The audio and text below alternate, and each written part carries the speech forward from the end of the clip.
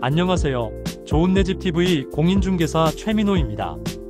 오늘 소개해드리는 영상은 전세 끼고 팔았다가 2억 날린 사연입니다.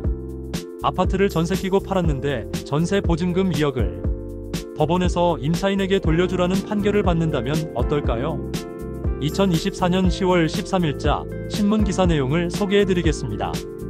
매도인이 전세 끼고 팔았다가 보증금 2억 날렸지만 대법원 판단은 공인중개사는 책임 없다는 판결 내용입니다.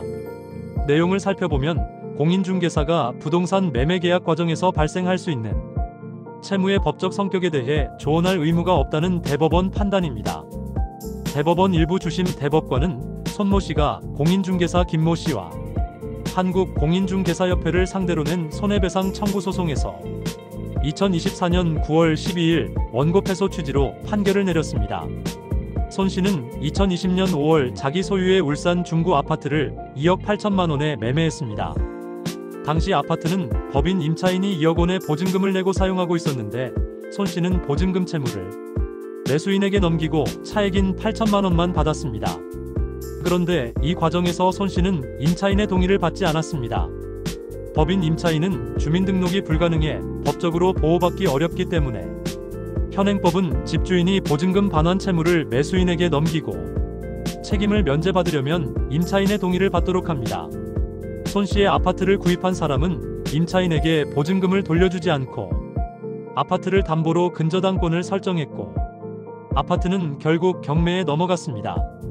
법인 임차인은 보험사를 통해 보증금을 돌려받았지만 보험사는 손 씨를 상대로 구상금 소송을 내 2억 원의 배상 판결이 확정되었습니다. 이에 손 씨는 공인중개사 김 씨와 공인중개사협회를 상대로 소송을 냈습니다. 공인중개사가 면책적 인수가 불가능하다는 점을 설명하지 않아 손해를 봤으니 배상하라는 취지였습니다. 대법원은 그러나 공인중개사에게 책임을 물을 수 없다고 판결했습니다.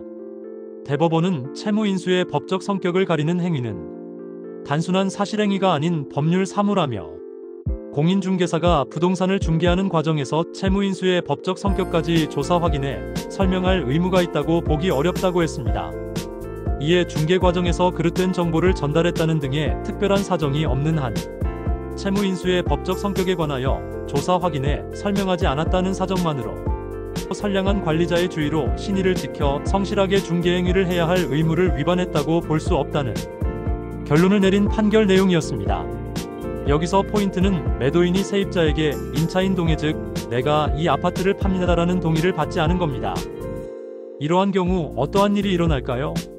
법적으로 임차인 동의를 받지 않고 팔았을 때 보증금 반환 책임을 매수인에게 완전히 넘길 수가 없다는 것입니다. 특히나 임대차 계약에서 여기처럼 법인일 경우 법인은 주민등록도 할 수 없고 주택임대차보호법의 보호를 받기도 어렵습니다. 매수인의 경우도 살펴보면 사기꾼의 냄새가 다분합니다. 이렇게 집을 사고 나서 임차인에게 보증금을 돌려주지 않고 아파트의 근저당을 설정한 뒤 경매로 넘겨버렸습니다. 임차인은 다행히도 보험을 들어놓았기에 보험사에서 보증금은 받을 수 있었지만 매도인의 경우는 완전히 독박 쓴 경우가 되어버렸지요. 아주 간단한 요식행위를 놓치는 바람에 2억 원의 손해를 보게 된 안타까운 사연이었습니다. 그렇다면 임차인 입장에서 임차인은 전세 승계 거부가 가능할까요? 네, 거부할 권리가 있습니다.